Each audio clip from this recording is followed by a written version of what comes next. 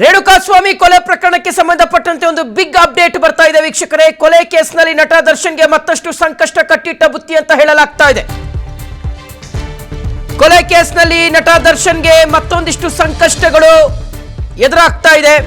ಕಾರಣ ಏನು ಅಂದ್ರೆ ಜೊತೆಯಲ್ಲೇ ಇದ್ಕೊಂಡು A14 14ನೇ ಆರೋಪಿ ಪ್ರದೋಷ್ ದರ್ಶನ್ಗೆ ಶಾಕ್ ಕೊಟ್ಟಿದ್ದಾರೆ. ಪ್ರದೋಷ್ ಅವರು ತನ್ನನ್ನ ಮಾಫಿ ಸಾಕ್ಷಿಯನ್ನಾಗಿ ಪರಿಗಣಿಸುವಂತೆ ಕೋರ್ಟ್ಗೆ ಅರ್ಜಿ ಸಲ್ಲಿಕೆ ಮಾಡಿದ್ದಾರೆ. ಪ್ರದೋಷ್ ಪರ ವಕೀಲರು 59ನೇ CCH ಕೋರ್ಟ್ಗೆ ಅರ್ಜಿ ಹಾಕಿದ್ದಾರೆ. CRPC ಸೆಕ್ಷನ್ 307 ಅಡಿಯಲ್ಲಿ ಪ್ರದೋಷ್ ಅವರು ಅರ್ಜಿಯನ್ನು ಸಲ್ಲಿಕೆ ಮಾಡಿದ್ದಾರೆ. ಇನ್ನೇನು ಕೆಲವೇ ಕ್ಷಣಗಳಲ್ಲಿ ಅರ್ಜಿಯ ವಿಚಾರಣೆ ಶುರುವಾಗಲಿಕ್ಕಿದೆ. A14 14ನೇ ಆರೋಪಿ ಪ್ರದೋಷ್ ತನ್ನನ್ನ ಮಾಫಿ ಸಾಕ್ಷಿಯನ್ನಾಗಿ ಪರಿಗಣಿಸಬೇಕು. ಅಂದರೆ ಮಾಫಿ ಸಾಕ್ಷಿ ಅಂದ್ರೆ ವೀಕ್ಷಕರೇ, ಪ್ರಕರಣದ ಬಗ್ಗೆ ನಾನು ಮಾಹಿತಿ ಕೊಡ್ತೀನಿ, ಅಲ್ಲಿ ಏನಾಯ್ತು ಅನ್ನೋದನ್ನ ಎಳೆ ಎಳೆಯಾಗಿ ಬಿಚ್ಚಿಡ್ತೀನಿ, ನಾನು ಈ ಪ್ರಕರಣಕ್ಕೆ ಸಂಬಂಧಪಟ್ಟಂತೆ ನನ್ನ ಬಾಯಾರಿಯೇ ನಾನೇ ಎಲ್ಲ ಮಾಹಿತಿಯನ್ನ ಕೊಡ್ತೀನಿ, ಹಾಗಾಗಿ ತನ್ನನ್ನ ಮಾಫಿ ಸಾಕ್ಷಿಯನ್ನಾಗಿ ಪರಿಗಣಿಸಬೇಕು ಅಂತ ಪ್ರದೋಷ್ ಅವರು ಅರ್ಜಿ ಸಲ್ಲಿಕೆ ಮಾಡಿದ್ದಾರೆ. ಈ ಮಾಫಿ ಸಾಕ್ಷಿಯಿಂದ ಆರೋಪಿಗಳ ಎದೆಯಲ್ಲಿ ಢವ ಢವ ಶುರುವಾಗಿದೆ. ಹಾಗಾದ್ರೆ ಪ್ರದೋಷ್ ಅವರ ಈ ಮಾಫಿ ಸಾಕ್ಷಿಯ ವಿಚಾರ ದೊಡ್ಡ ತಿರುವನ್ನ ಪಡ್ಕೊಳ್ಳುತ್ತಾ ಈ ಪ್ರಕರಣ ಸಾಕಷ್ಟು ಮಹತ್ವವನ್ನು ಪಡ್ಕೊಳ್ತಾ ಇದೆ. ಪ್ರದೋಷ್ ಅವರ ಮಾಫಿ ಸಾಕ್ಷಿಯ ಅರ್ಜಿ. ಈ ಪ್ರಕರಣದಲ್ಲಿ A1 ಪವಿತ್ರ ಗೌಡ, A2 ದರ್ಶನ್ ಅವರಿದ್ದಾರೆ. ಓಕೆನಾ? ಸೊ ಈ ಪ್ರಕರಣದ ಪ್ರಮುಖ ಆರೋಪಿಗಳ ಎದೆಯಲ್ಲಿ ಢವ ಢವ ಶುರುವಾಗಿದೆ. ಒಂದು ವೇಳೆ ಏನದು ಪ್ರದೋಷ್ ಮಾಫಿ ಸಾಕ್ಷಿ ಆಗ್ಲಿಕ್ಕೆ ಕೋರ್ಟ್ ಅನುಮತಿ ಕೊಟ್ರೆ ಇಡೀ ಪ್ರಕರಣದ ಬಗ್ಗೆ ಪ್ರದೋಷ್ ಅವರು ಎಳೆ ಎಳೆಯಾಗಿ ಬಿಚ್ಚಿಡಬೇಕಾಗುತ್ತೆ. ಒಂದು ವೇಳೆ ಏನಾದರೂ ದರ್ಶನ್ ಅವರಿಗೆ ಮತ್ತು ಪವಿತ್ರ ಗೌಡ ಅವರಿಗೆ ಸಂಕಷ್ಟವನ್ನು ತಂದಿಡುವ ರೀತಿಯಲ್ಲಿ ಏನಾದರೂ ಪ್ರದೋಷ್ ಅವರು ಹೇಳಿಕೆಗಳನ್ನು ಕೊಟ್ಬಿಟ್ರೆ, ವಿ ಡೋಂಟ್ ನೋ ಪ್ರದೋಷ್ ಅವರು ಏನು ಹೇಳ್ತಾರೆ ಅನ್ನೋದು ಗೊತ್ತಿಲ್ಲ. ಒಂದು ವೇಳೆ ಆ ರೀತಿಗೆ ಹೇಳಿಕೆಗಳನ್ನು ಕೊಟ್ಬಿಟ್ರೆ ಪ್ರಕರಣ ಕಂಪ್ಲೀಟ್ ಆಗಿ ತನ್ನ ಗಂಭೀರತೆಯನ್ನು ಮತ್ತಷ್ಟು ಜಾಸ್ತಿ ಮಾಡಿಕೊಳ್ಳುತ್ತೆ. ವೀಕ್ಷಕರೇ, ಇನ್ನು ಇಲ್ಲಿ ಒಂದು ಸದ್ಯ ವಿನಯ್ ಕುಲಕರ್ಣಿ ಅವರ ಕೇಸ್ ನಾವು ಪ್ರಸ್ತಾಪ ಮಾಡಬೇಕು. ವಿನಯ್ ಕುಲಕರ್ಣಿ ಅವರಿಗೆ ಶಿಕ್ಷೆ ಆಗಲಿಕ್ಕೆ ಮತ್ತು ಆ ಪ್ರಕರಣ ತಾರ್ಕಿಕ ಅಂತ್ಯಕ್ಕೆ ಬರಲಿಕ್ಕೆ ಪ್ರಮುಖವಾಗಿರ್ತಕ್ಕಂಥ ಕಾರಣ ಮಾಫಿ ಸಾಕ್ಷಿ. ಸೊ ಹಾಗಾಗಿ ಆ ಮಾಫಿ ಸಾಕ್ಷಿ ಎಷ್ಟು ಗಂಭೀರವಾಗಿ ಆ ಪ್ರಕರಣದಲ್ಲಿ ಪಾತ್ರವನ್ನು ವಹಿಸ್ತೋ ಅದೇ ರೀತಿಯಾಗಿ ದರ್ಶನ್ ಅವರ ಕೇಸ್ನಲ್ಲೂ ಸಹ ಪ್ರದೋಷ್ ಅವರ ಈ ಒಂದು ಹೇಳಿಕೆ ಅಥವಾ ಅವರ ಮಾಫಿ ಸಾಕ್ಷಿಯ ವಿಚಾರ ಏನಿದೆ ಇದು ದರ್ಶನ್ ಅವರಿಗೆ ಮತ್ತೊಂದಿಷ್ಟು ಇಕ್ಕಟ್ಟಿನಲ್ಲಿ ಸಿಲುಕಿಸುತ್ತಾ, ಈಗ ಕಾನೂನಿನ ಕುಣಿಕೆ ನಿಜಕ್ಕೂ ಸಹ ಬಿಗಿಯಾಗುತ್ತಾ ಕುತೂಹಲ ಮೂಡಿಸ್ತಾ ಇದೆ. ಪ್ರದೋಷ್ ಅವರು ಸಲ್ಲಿಸಿರ್ತಕ್ಕಂತಹ ಅರ್ಜಿ ಜೊತೆಯಲ್ಲೇ ಇಟ್ಕೊಂಡು ದರ್ಶನ್ ಅವರಿಗೆ ಪ್ರದೋಷ್ ಅವರು ಶಾಕ್ ಕೊಟ್ಟಿದ್ದಾರೆ. ನಾನು ಸತ್ಯವನ್ನು ಹೇಳಿಬಿಡ್ತೀನಿ, ನನ್ನನ್ನು ಮಾಫಿ ಸಾಕ್ಷಿಯಾಗಿ ಕ್ಷಮಾ ಸಾಕ್ಷಿಯಾಗಿ ಪರಿಗಣಿಸುವಂತೆ ಪ್ರದೋಷ್ ಅವರು ಅರ್ಜಿಯನ್ನು ಸಲ್ಲಿಕೆ ಮಾಡಿದ್ದಾರೆ. ನಿಜಕ್ಕೂ ಈ ರೇಣುಕಾಸ್ವಾಮಿ ಕೊಲೆ ಆಗುವಂಥ ಸಂದರ್ಭದಲ್ಲಿ ಏನಾಯಿತು, ಯಾರು ಆತನನ್ನು ಹತ್ಯೆ ಮಾಡಿದರು, ಆತನನ್ನು ಹೆಂಗೆ ಚಿತ್ರದುರ್ಗದಿಂದ ಬೆಂಗಳೂರಿನವರೆಗೂ ಸಹ ಕಿಡ್ನ್ಯಾಪ್ ಮಾಡ್ಕೊಂಡು ಬಂದರು, ಆ ಶೆಡ್ನಲ್ಲಿ ಕೂಡಿ ಹಾಕಿ ಯಾವ್ಯಾವ ರೀತಿಯಾಗಿ ರೇಣುಕಾಸ್ವಾಮಿಯ ಮೇಲೆ ಹಲ್ಲೆಗಳಾಯಿತು, ಇದೆಲ್ಲವನ್ನು ನಿಜಕ್ಕೂ ಪ್ರದೋಷ್ ಹೇಳಿಬಿಡ್ತಾರಾ? ಡೀಟೇಲ್ಸ್ ಕೊಡ್ತಾರೆ ನಮ್ಮ ಪ್ರತಿನಿಧಿ ಧ್ರುವರಾಜ್. ಈಗ ದೂರವಾಣಿ ಸಂಪರ್ಕದಲ್ಲಿ ಜಾಯ್ನ್ ಆಗ್ತಾ ಇದ್ದಾರೆ. ಧ್ರುವ, ಈಗ ಈ ಪ್ರಕರಣದ ಮತ್ತೊಂದು ಸ್ಫೋಟಕ ಟ್ವಿಸ್ಟ್, ದಟ್ ಈಸ್ ಪ್ರದೋಷ್ ಅವರು ಈಗ ಮಾಫಿ ಸಾಕ್ಷಿಯಾಗಿ ಪರಿಗಣಿಸುವಂತೆ ಅರ್ಜಿ ಸಲ್ಲಿಕೆ ಮಾಡಿದ್ದಾರೆ. ನ್ಯಾಯಾಲಯ ಅದಕ್ಕೆ ಒಪ್ಪಿಗೆಯನ್ನು ಕೊಟ್ಟರೆ ಏನಾಗಬಹುದು ಮುಂದೆ ಅಂತ ಧ್ರುವರಾಜ್? ಈಗ ಮುಖ್ಯವಾಗಿ ಈ ಕೇಸ್ನ ಅರ್ಜಿ ವಿಚಾರಣೆ 59ನೇ CCH ಕೋರ್ಟ್ ನಲ್ಲಿ ಆರಂಭವಾಗಿದೆ. ಈ ಕೇಸ್ನ ಆರಂಭ ಆಗುವ ಮೊದಲೇ ಮತ್ತಷ್ಟು ಆರೋಪಿಗಳು ಕೂಡ ಮಾಫಿ ಸಾಕ್ಷಿ ಆಗಲು ರೆಡಿ ಆಗಿದ್ದಾರೆ ಅನ್ನುವಂಥದ್ದು ಗೊತ್ತಾಗ್ತಾ ಇದೆ. ಮತ್ತೆ ಇಬ್ಬರು ಆರೋಪಿಗಳು ಮಾಫಿ ಸಾಕ್ಷಿಯನ್ನ ಹೇಳಲು ರೆಡಿ ಆಗ್ತಾ ಇದ್ದಾರೆ ಅನ್ನುವಂತಹ ಮಾಹಿತಿ ಈಗ ಲಭ್ಯವಾಗ್ತಾ ಇದೆ.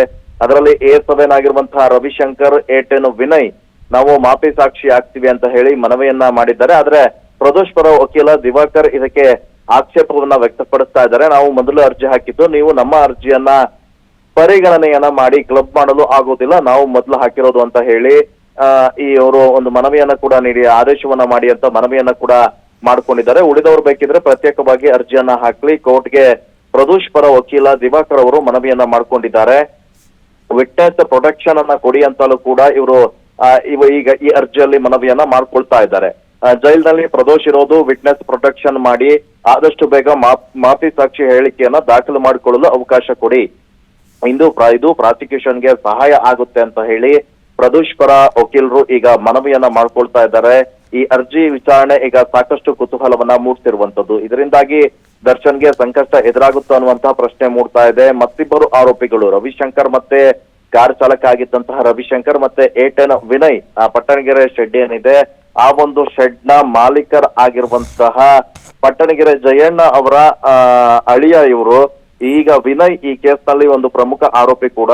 ಆತ ಮತ್ತೆ ರವಿಶಂಕರ್ ಇಬ್ರು ಈಗ ಈ ತರ ಹೇಳ್ಕೊಂಡಿರುವಂತದ್ದು ಸಾಕಷ್ಟು ಈಗ ಕುತೂಹಲವನ್ನ ಮೂಡಿಸಿದೆ. ಏನೆಲ್ಲ ಬೆಳವಣಿಗೆ ಆಗುತ್ತೆ, ಕೋರ್ಟ್ ಇದಕ್ಕೆ ಪರ್ಮಿಷನ್ ಅನ್ನ ನೀಡುತ್ತಾ ಅನ್ನುವಂಥದ್ದು ಈಗ ಕುತೂಹಲ ಮೂಡಿಸಿದೆ. ಈಗಾಗಲೇ ಅರ್ಜಿ ವಿಚಾರಣೆಗೆ ತೆಗೆದುಕೊಂಡಿದ್ದಾರೆ, ತಮ್ಮ ವಾದವನ್ನ ಕೂಡ ಮಾಡ್ತಾ ಇದ್ದಾರೆ. ಅರ್ಜಿ ವಿಚಾರಣೆ ಕೂಡ ಆರಂಭವಾಗಿದೆ. ಒಂದು ವೇಳೆ ಕೋರ್ಟ್ ಅನುಮತಿಯನ್ನ ನೀಡಿತು ಅಂತ ಹೇಳಿದ್ರೆ ಪ್ರದೋಷ್ ಮಾಫಿ ಸಾಕ್ಷಿಯಾಗಿ ತಮ್ಮ ಹೇಳಿಕೆಯನ್ನ ದಾಖಲಿಸಿಕೊಡ್ಲಿಕ್ಕೆ ಅವಕಾಶ ಕೂಡ ಇರುತ್ತೆ. ಅವರನ್ನ ಪ್ರತ್ಯೇಕವಾಗಿ ಇರಿಸಲಿಕ್ಕೂ ಕೂಡ ಇರುತ್ತೆ. ವಿಟ್ನೆಸ್ ಪ್ರೊಟೆಕ್ಷನ್ ಆಕ್ಟ್ ಅಡಿ ಅವರಿಗೆ ರಕ್ಷಣೆಯನ್ನ ಕೂಡ ನೀಡುವಂತಹ ಕೆಲಸವನ್ನ ಮಾಡ್ತಾರೆ ಜೈಲಾಧಿಕಾರಿಗಳು. ಆದ್ರೆ ಈಗ ಸದ್ಯ ನ್ಯಾಯಾಧೀಶರು ಈಗ ಈ 3 ಅರ್ಜಿಗಳು ಬಂದಿದ್ದಾವೆ, ಇವುಗಳನ್ನ ಒಟ್ಟಿಗೆ ಕ್ಲಬ್ ಮಾಡ್ತಾರ ಅಥವಾ ಪ್ರದೋಷ್ ವಕೀಲರು ಹೇಳುವಂತೆ ಪ್ರತ್ಯೇಕವಾಗಿ ಅರ್ಜಿಯನ್ನ ಹಾಕಿ ಅಂತ ಹೇಳ್ತಾರ ಅನ್ನುವಂಥದ್ದು ಈಗ ವಿಚಾರಣೆ ನಂತರ ಗೊತ್ತಾಗುತ್ತೆ. ಓಕೆ, ವಿಚಾರಕ್ಕೆ ಸಂಬಂಧಪಟ್ಟಂತೆ ಮತ್ತೊಂದಿಷ್ಟು ಅಪ್ಡೇಟ್ಸ್ ನಮಗೆ ಸಿಗ್ತಾ ಇದೆ. ರೇಣುಕಾಸ್ವಾಮಿ ಕೊಲೆ ಪ್ರಕರಣಕ್ಕೆ ಮತ್ತೊಂದು ಟ್ವಿಸ್ಟ್ ಸಿಗ್ತಾ ಇದೆ. ಆರೋಪಿ ಪ್ರದೋಷ್ ಸಲ್ಲಿಸಿದಂತಹ ಅರ್ಜಿಯ ವಿಚಾರಣೆ ಈಗ ಆರಂಭವಾಗಿದೆ. ಮತ್ತಷ್ಟು ಆರೋಪಿಗಳು ಮಾಫಿ ಸಾಕ್ಷಿಯಾಗಲು ರೆಡಿ ಅಂತ ಇದ್ದಾರಂತೆ. ಮತ್ತೆ ಇಬ್ಬರು ಆರೋಪಿಗಳು ಮಾಫಿ ಸಾಕ್ಷಿ ಹೇಳೋದಿಕ್ಕೆ ರೆಡಿಯಾಗಿದ್ದಾರೆ. A7 ರವಿಶಂಕರ್ ಮತ್ತು A10 ವಿನಯ್ ನಾವು ಮಾಫಿ ಸಾಕ್ಷಿ ಆಗ್ತೀವಿ ಅಂತ ಮನವಿಯನ್ನು ಸಲ್ಲಿಸ್ತಾ ಇದ್ದಾರೆ. ಸೊ ಅಲ್ಲಿಗೆ ಇರೋಬರ ಆರೋಪಿಗಳೆಲ್ಲ ಮಾಫಿ ಸಾಕ್ಷಿಗಳಂದ್ಬಿಟ್ರೆ ಲಾಸ್ಟಿಗೆ ಅದು ದರ್ಶನ್ ಅವರ ಕುತ್ತಿಗೆಗೆ ಬಂದು ನಿಂತ್ಕೊಳ್ಳುತ್ತಷ್ಟೆ, ಅದೇ ಆಗೋದು. ಸೊ ಮತ್ತಿಬ್ಬರು ಆರೋಪಿಗಳು ಮಾಫಿ ಸಾಕ್ಷಿ ಆಗೋದಕ್ಕೆ ರೆಡಿ ಅಂತ ಹೇಳ್ತಾ ಇದ್ದಾರೆ. A7 ಮತ್ತು A10 ಆರೋಪಿಗಳು ನಾವು ಮಾಫಿ ಸಾಕ್ಷಿ, ಕ್ಷಮಾ ಸಾಕ್ಷಿ ಆಗ್ತೀವಿ, ನಾವು ಸತ್ಯ ಹೇಳ್ತೀವಿ ಅನ್ನುವ ಒಂದು ಮನಸ್ಥಿತಿಗೆ, ಒಂದು ನಿರ್ಧಾರಕ್ಕೆ ಈಗ ಬಂದಿದ್ದಾರೆ. Right, okay. ಈಗ ನಮ್ಮ ಪ್ರತಿನಿಧಿ ಧ್ರುವ ಈಗ ಕಂಟಿನ್ಯೂ ಆಗ್ತಾ ಇದ್ದಾರೆ. ಧ್ರುವ, ಈಗ ಈ ಮಾಫಿ ಸಾಕ್ಷಿಯ ಪ್ರಾಮುಖ್ಯತೆ ವಿನಯ್ ಕುಲಕರ್ಣಿ ಅವರ ಕೇಸ್ನಲ್ಲಿ ನಾವು ಗಮನಿಸಿದ್ದೀವಿ. ಬಸವರಾಜ ಮುತ್ತಗಿ ಅವರು ಮಾಫಿ ಸಾಕ್ಷಿಯಾಗಿ ಕೊಟ್ಟಂತಹ ಒಂದು ಹೇಳಿಕೆ ಏನಿತ್ತು ಅದು ಇಡೀ ಪ್ರಕರಣ ಒಂದು ತಾರ್ಕಿಕ ಅಂತ್ಯಕ್ಕೆ ಬರಲಿಕ್ಕೆ ಕಾರಣ ಆಯಿತು ಅನ್ನುವಂಥದ್ದು. ಸೊ ಇಲ್ಲೂ ಅದೇ ರೀತಿಯಾಗಿ ಆಗಬಹುದಾ, ಹೇಗೆ ಅಂತ? ಇಲ್ಲಿ ಪ್ರಮುಖವಾಗಿ ಮಾಫಿ ಸಾಕ್ಷಿ ಏನಿದೆ, ಈ ಒಂದು ಮಾಫಿ ಸಾಕ್ಷಿ ಆದಂತ ಸಂದರ್ಭದಲ್ಲಿ ಕೇಸ್ಗೆ ಪ್ರಮುಖವಾದ ಬೆಳವಣಿಗೆಯನ್ನ ನೀಡುತ್ತೆ. ಇದು ಈ ಪ್ರಾಸಿಕ್ಯೂಷನ್ ಏನಿದೆ ಅವರಿಗೆ ಸಹಾಯವನ್ನ ಕೂಡ ಮಾಡುತ್ತೆ. ಈಗಾಗಲೇ ಪೊಲೀಸರು ಎಲ್ಲಾ ಆರೋಪಿಗಳಂತ ಹೇಳಿ ಕನ್ಸಿಡರ್ ಅನ್ನ ಮಾಡಿದ್ದಾರೆ. 17 ಜನರ ಹೇಳಿಕೆಯನ್ನ ದಾಖಲಿಸಿಕೊಂಡಿದ್ದಾರೆ. ಇವೆಲ್ಲರೂ ಆರೋಪಿಗಳಂತ ಹೇಳಿದ್ದಾರೆ. ಆದ್ರೆ ಇದರಲ್ಲಿ ಈಗ ಮಾಫಿ ಸಾಕ್ಷಿ ಒಬ್ರು ಸಿಕ್ಕರು ಅಂತ ಹೇಳಿದ್ರೆ, ಸಾರಿ ಫಾರ್ ಇಂಟರಪ್ಷನ್, ಈಗ ಮತ್ತೊಂದಿಷ್ಟು ಅಪ್ಡೇಟ್ಸ್ ಬರ್ತಾ ಇದೆ. ಈ ಪ್ರಕರಣಕ್ಕೆ ಸಂಬಂಧಪಟ್ಟಂತೆ ಮತ್ತೊಂದಿಷ್ಟು ಮಾಹಿತಿ ನಮಗೆ ಸಿಗ್ತಾ ಇರುವಂತದ್ದು. ರವಿಶಂಕರ್ ಮತ್ತು ವಿಜಯ್ ಮನವಿಗೆ ಪ್ರದೋಷ್ ಪರ ವಕೀಲರು ಆಕ್ಷೇಪವನ್ನ ವ್ಯಕ್ತಪಡಿಸ್ತಾ ಇದ್ದಾರೆ ಅನ್ನುವ ಮಾಹಿತಿ ಸಿಗ್ತಾ ಇದೆ. A14 ಪ್ರದೋಷ್ ಪರ ವಕೀಲರಾಗಿರುವಂತಹ ದಿವಾಕರ್ ಅವರು ಆಕ್ಷೇಪ ಎತ್ತಿದಾರಂತೆ. ಮೊದಲು ನಾವು ಅರ್ಜಿ ಹಾಕಿದ್ದು, ನಿಮ್ಮ ಅರ್ಜಿ ಪರಿಗಣನೆ ಮಾಡಲ್ಲ, ಮೊದಲು ನಾವು ಅರ್ಜಿ ಹಾಕಿದ್ದು, ಕ್ಲಬ್ ಮಾಡಲು ಆಗೋದಿಲ್ಲ, ನಾವು ಮೊದಲು ಅರ್ಜಿ ಹಾಕಿರೋದು ಅಂತ ಹೇಳಿದ್ದಾರೆ. ನಮ್ಮ ಅರ್ಜಿಯನ್ನ ಮೊದಲು ಪರಿಗಣಿಸಿ ಅಂತ ಹೇಳಿ ಆದೇಶ ಕೊಡಿ ಅಂತ ಪ್ರದೋಷ್ ಪರ ವಕೀಲರು ಮನವಿ ಮಾಡ್ಕೊಂಡಿದ್ದಾರೆ. ಕೋರ್ಟ್ಗೆ ಮನವಿ ಮಾಡಿದ್ದಾರೆ ವಿನಯ್ ಅವರು, ಪ್ರದೋಷ್ ಪರ ವಕೀಲರಾದಂತಹ ವಿನಯ್ ಅವರು. ಓಕೆ, ಎಸ್ ಧ್ರುವ, ಕಂಟಿನ್ಯೂ ಮಾಡಿ ಧ್ರುವ. ಇಲ್ಲಿ ಪ್ರಮುಖವಾಗಿ ಈ ಮಾಫಿ ಸಾಕ್ಷಿಯನ್ನ ಹಾಕಿರುವಂತಹ ಇಬ್ರು ವಿನಯ್ ಮತ್ತೆ ಪ್ರದೋಷ್, ವಿನಯ್ ಮತ್ತೆ ರವಿಶಂಕರ್ ಈ ಇಬ್ರು ಏನಿದ್ದಾರೆ, ಇವರಿಬ್ರು ಕೂಡ ಈಗ ಮಾಫಿ ಸಾಕ್ಷಿ ಹೇಳಲಿಕ್ಕೆ ನಾವು ರೆಡಿ ಆಗಿದ್ದೀವಿ ಅಂತ ಹೇಳಿ ಈಗ ಮನವಿಯನ್ನ ಮಾಡ್ಕೊಂಡಿದ್ದಾರೆ. ಆದ್ರೆ ಈ ವಿಟ್ನೆಸ್ ಪ್ರೊಟೆಕ್ಷನ್ ಆಕ್ಟ್ ಅಡಿ ಇವರೊಬ್ರು ಪ್ರದೋಷ್ ಅವರು ಈಗ ಸದ್ಯ CRPC ಸೆಕ್ಷನ್ 307 ಅಡಿ ಮೊದಲ ಅರ್ಜಿಯನ್ನ ಸಲ್ಲಿಸಿದ್ದು. ಪ್ರದೋಷ್ ಪರ ವಕೀಲರಾದಂತಹ ದಿವಾಕರ್ ಈ ಒಂದು ಅರ್ಜಿಯನ್ನ ಸಲ್ಲಿಕೆ ಮಾಡಿದ್ದಾರೆ. ದಿವಾಕರ್ ಅವರು ಈಗ ಹೇಳ್ತಾ ಇರುವಂತದ್ದು, ಈ ಅರ್ಜಿ ಸಲ್ಲಿಕೆ ಮಾಡಿದಂತಹ ರವಿಶಂಕರ್ ಮತ್ತೆ ವಿನಯ್ ಇವರಿಬ್ರು ಏನಿದ್ದಾರೆ, ಇಬ್ರು ಕೂಡ ನಮ್ಗಿಂತ ಲೇಟ್ ಆಗಿ ಅರ್ಜಿಯನ್ನ ಸಲ್ಲಿಕೆ ಮಾಡಿದ್ದಾರೆ. ಅದಕ್ಕೆ ಅದನ್ನ ಪರಿಗಣನೆಯನ್ನ ತೆಗೆದುಕೊಳ್ಳಬೇಡಿ, ಅದನ್ನ ಕ್ಲಬ್ ಮಾಡಬೇಡಿ, ಮೊದಲು ನಮ್ಮ ಅರ್ಜಿಯನ್ನ ವಿಚಾರಣೆ ಮಾಡಿ ಅದನ್ನ ಪರಿಗಣನೆ ತೆಗೆದುಕೊಳ್ಳಿ, ನಂತರ ಈ ವಿಚಾರಕ್ಕೆ ಬೇಕಾದ್ರೆ ಪ್ರತ್ಯೇಕವಾಗಿ ಅವರ ಅರ್ಜಿಯನ್ನ ಹಾಕೊಳ್ಳಿ, ಮಾಫಿ ಸಾಕ್ಷಿಯನ್ನ ಮಾಡ್ಲಿ. ಅದಲ್ಲದೆ ನಮಗೆ ವಿಟ್ನೆಸ್ ಪ್ರೊಟೆಕ್ಷನ್ ಆಕ್ಟ್ ಅನ್ನ ಕೂಡ ನೀಡಿ ಅಂತ ಕೇಳಿ ಈಗ ಮನವಿಯನ್ನ ಮಾಡ್ಕೊಳ್ತಾ ಇದ್ದಾರೆ. ಇದರಲ್ಲಿ ಪ್ರಮುಖವಾಗಿ ಈಗ ಮಾಫಿ ಸಾಕ್ಷಿಗೆ ಅರ್ಜಿ ಹಾಕಿರುವಂತಹ ರವಿಶಂಕರ್ ಏನಿದ್ದಾನೆ, ಈತ ಚಿತ್ರದುರ್ಗದ ಮೂಲದ ವ್ಯಕ್ತಿ, ಈತ ATOS ಕಾರ್ನ ಚಾಲಕ. ಯಾರೋ ರೇಣುಕಾ ಸ್ವಾಮಿಯನ್ನ ಕಿಡ್ನಾಪ್ ಮಾಡ್ಕೊಂಡು ಬಂದ್ರು ನೋಡಿ ಈ ರಘು ಮತ್ತೆ ಆತನ ಸಹಚರರು, ಅವ್ರ ಜೊತೆ ರವಿಶಂಕರ್ ಕಾರನ್ನ ಬುಕ್ ಮಾಡ್ಕೊಂಡಿದ್ರು. ರವಿಶಂಕರ್ ನೇರವಾಗಿ ಅವರನ್ನ ಬೆಂಗಳೂರಿಗೆ ಕರ್ಕೊಂಡು ಬಂದಿದ್ದ. ಸ್ಟೋನಿ ಬ್ರೋಕ್ಸ್ ಪಬ್ನ ಮಾಲೀಕ ವಿನಯ್ ಕೂಡ ಈಗ ಮಾಫಿ ಸಾಕ್ಷಿಯಾಗಿ ಮನವಿಯನ್ನ ಕೂಡ ಮಾಡ್ಕೊಳ್ತಾ ಇದ್ದಾರೆ. ಈ ವಿನಯ್ ಏನೋ ಈ ಕೊಲೆ ನಡೆಯುವಕ್ಕಿಂತ ಮುನ್ನ ದರ್ಶನ್ ಮತ್ತು ಆತನ ಸಹಚರರು ಪಾರ್ಟಿಯನ್ನ ಮಾಡ್ತಾ ಇದ್ದಂತ ಸ್ಟೋನಿ ಬ್ರೋಕ್ಸ್ ಪಬ್ ಏನಿದೆ ಆ ಪಬ್ ನಲ್ಲಿ ಇದ್ರು. ಆ ಪಬ್ ನಲ್ಲಿ ಇವರೆಲ್ಲರೂ ಕೂಡ ಪಾರ್ಟಿ ಮಾಡ್ಕೊಂಡು ಬಂದು ಆನಂತರ ಈತಕ್ಕೆ ಪಟ್ಟಣಗೆರೆ ಶೆಡ್ ನಲ್ಲಿ ಕಿಡ್ನಾಪ್ ಆಗಿ ಆತನ ಮೇಲೆ ಹಲ್ಲೆ ಕೂಡ ನಡೀತಾ ಇತ್ತು. ಆನಂತರ ಆ ಸ್ಥಳಕ್ಕೆ ಬಂದ್ರು, ದರ್ಶನ್ ಕೂಡ ಆ ಸ್ಥಳಕ್ಕೆ ಬರ್ತಾರೆ, ಅವರು ಹಲ್ಲೆಯನ್ನ ಮಾಡ್ತಾರೆ. ಈ ಎಲ್ಲಾ ವಿಚಾರಕ್ಕೆ ಸಂಬಂಧಪಟ್ಟ ಹಾಗೆ ಪೊಲೀಸರಿಗೆ ಪ್ರತ್ಯಕ್ಷ ಸಾಕ್ಷಿಗಳನ್ನ ಹುಡುಕೋದು ಕಷ್ಟ ಆಗಿತ್ತು. ಯಾಕಂದ್ರೆ ಅಲ್ಲಿ ಕೆಲಸ ಮಾಡ್ತಾ ಇದ್ದಂತ ಒಂದಿಷ್ಟು ಜನರನ್ನ ಕೇಳ್ಕೊಂಡಿದ್ದಾರೆ, ಅವರ ಬಳಿ ಹೇಳಿಕೆಯನ್ನ ಪಡ್ಕೊಂಡಿದ್ದಾರೆ, ಅವರನ್ನ ಪ್ರತ್ಯಕ್ಷ ಸಾಕ್ಷಿಗಳಾಗಿ ಮಾಡ್ಕೊಂಡಿದ್ದಾರೆ. ಆದ್ರೆ ಈ ಒಂದು ಕೊಲೆಯಲ್ಲಿ ಭಾಗಿಯಾದಂತಹ ಇತರೆ ಆರೋಪಿಗಳೇ ಪ್ರತ್ಯಕ್ಷ ಸಾಕ್ಷಿಯಾಗಿ ನಮ್ಮನ್ನ ಮಾಫಿ ಸಾಕ್ಷಿ ಮಾಡಿ ಅಂತ ಹೇಳಿ ಅವರು ಈಗ ಮುಂದಾಗಿರುವಂತದ್ದು. ಪ್ರಾಸಿಕ್ಯೂಷನ್ಗೆ ಇದು ಸಾಕಷ್ಟು ಸಹಾಯವನ್ನ ಮಾಡಿದೆ. ಪ್ರಮುಖವಾಗಿ ಈ ಆರೋಪಿ 10 ಅದಾದ ನಂತರ ಪ್ರದೂಷ್ ಇರ್ಬೋದು, ಆನಂತರ ರವಿಶಂಕರ್ ಇರ್ಬೋದು. ರವಿಶಂಕರ್ ಈ ಶೆಡ್ ನ ಒಳಗಡೆ ಹೋಗಿಲ್ಲ ಅಂತ ಹೇಳಿ ಮೊದಲೇ ಹೇಳಿದ್ರು. ಆದ್ರೆ ಈ ಪ್ರದೂಷ್ ಮತ್ತೆ ಅದಾದ ನಂತರ ಈ ವಿನಯ್ ಈ ಕೊಲೆ ಪ್ರಕರಣ ಏನಿದೆ ಇದರಲ್ಲಿ ಸಂಪೂರ್ಣವಾಗಿ ಅವರು ಆ ಸಂದರ್ಭದಲ್ಲಿ ಇದ್ರು. ಪ್ರದೂಷ್ ಮುಖ್ಯವಾಗಿ ಈ ಸಾಕ್ಷ್ಯನಾಶವನ್ನ ಮಾಡ್ಲಿಕ್ಕೆ ಆತ ಸಾಕಷ್ಟು ಸಹಾಯವನ್ನ ಮಾಡಿದ್ದ. ಆನಂತರ ಅಪ್ರೂವರ್ ಆಗಿ ಒಂದಿಷ್ಟು ಜನರನ್ನ ಕಳಿಸಿದ್ದ.